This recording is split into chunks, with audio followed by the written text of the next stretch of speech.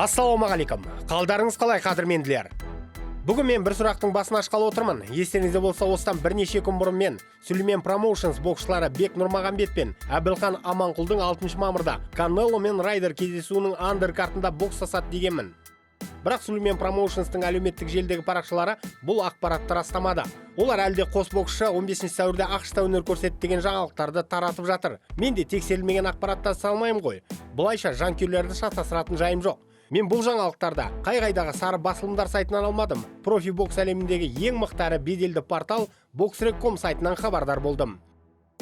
Міне мен ерінбей осы ақпарат туралы бейнені түсіріп алдым. Оған сәйкес әлі де қос қазақстандық боксшы 6 мамырда Мексикада бокстасады деп тұр. Және бұл жекпе-жектер нақтыланған. Кейбір кездесулер секілді расталмаған деп те тұрған жоқ. Сонда қалай болғаны? Жел тұрмаса шөптің басы қозғалмайды. Бұл жерде қандай да бір гәп бар. Арна көрермендері менің айтқан ақпаратымды дұрыс емес деп жазғанын бірнеше рет байқап қалдым. Сондықтан осы материалды дайындауға шешім қабылдап отырмын. Сіздердің ойларыңыз қалай, көрермендер? 15 сәуірде жігіттер бокстасады ма, әлде 6 мамырда ма? Мүмкін олар осы қысқа аралықта екі бокс кешінде де жұдырықтасатын шығар. Меніңше соңғы вариант дұрыстау ма деп ойлаймын. Негізі мұндай мүмкін. Екі кештің арасын 25 күн құрайды. Бұл аралықта боксшылар қатты жарақат алып қалмаса, қайта қалпына келіп үлгереді. Оның үстіне Памондағы бәсекеде жігіттер қарсыластарын кеш раундтарға алып барады деп ойламаймын. Реті келсе алғашқы раундтарда құлататын шығар. Демек, екі жаңалықта жалған емес. Келесі аптаға дейін шыдайық. Сол кезде бір ақпарат шығатын болу керек. Ал енді жауапты жекпе-жекке дайындалып жатқан Жәнібек Әлімханұлыға қатысты аздаған ақпарат. Өздеріңіз білетіндей, Әлімханұлы қазір дайындық фазасының шарықтау шегіне жетті. Ол күн сайын спаррингтік жұмыстар жүргізуде. Бұл өте құпия нәрсе болғандықтан оны кімдермен бокстасып жатқандығы туралы ақпарат жоқ. Мұны біз білмейміз де. Бір анығы 120 раундтық спарринг жоспарланған. Жәнібек оның жартысын аяқтағанда шығар. Есесіне қазақ профи әлеуметтік желілерді ашық. Тақырып сол, баяғы чемпиондарға айбат шегу, олардың намысына тию, өзімен шығуға қалайда көндіру.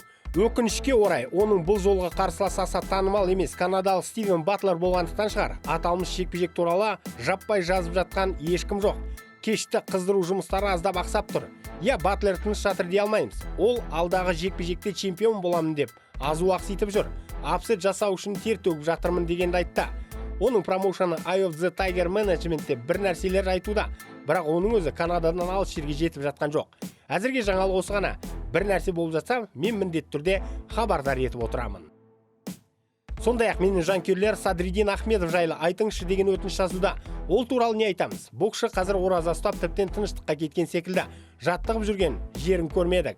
Жалпы осы Әлімханұлы Батлер кездесуінің андеркартында Садриддинде шықса екен деген үміт болған. Әрине бұл керемет оқиға болар еді. Ахмедовтың солтүстік Америкаға оралуын тағатсыздана күтіп жүргеніміз шындық. Бірақ боксшыда рингке оралар азарт та жоқ па деймін. Әйтпесе өз промоушеніне жалынса да осы кеште шығуға мүмкіндік сұрауға керек еді. Олай болмаған, әрине өкінішті. Осы жерде төбелесу Жәнібектің жанында Ахмедовке де аздаған танымалдық алып келер еді. Батыр Жүкенбаев та солай жасауына болар еді, бірақ ол Тайгерден кетіп қалған. Садриддинге қарағанда Жүкенбаев оразамен бірге жаттығуында ұмытпауда, өзін аттай жаратып жүр. Мүмкін осы жігітті біз көріп қалармыз. Өкінішке орай нақты еш нәрсе айта алмаймын. Олар жақында бәсеке болар болса, жанама болса да бір нәрсе жеткізер еді. Ал UFC өзінің жаңартылған рейтингін жариялады. Бірінші орта салмақ дивизионда Шавкат Рахмонов өз орында қала беруде, 6 сатта. Оған қатысты ешқандай өзгеріс жоқ. Жалпы дивизионның өзі біршама тынышталып қалды. Шавкат бұл аралықта чемпиондық амбициясы туралы тағы бір мәрте айтып қалды. Сұхбаттарының бірінде ол екі кездесуден соң чемпиондық белбеуді алуым керек деді. Мүмкін бір сыннан соң маған ондай мүмкіндік беретінде шығар деп үмітін жасырмады. Бейне материал ұнады ма? Онда лайк басыңыз, пікір қалдырыңыз. Бұл біз үшін маңызды. Арнаға жазылып қоңыраушаны басып қойсаңыздар, соңғы жаңалықтарды бірден біліп отырасыздар. Уақыт тауып тамашалағандарыңыз үшін рахмет. Қазақ батырларының жеңіс жорықтары молынан болсын.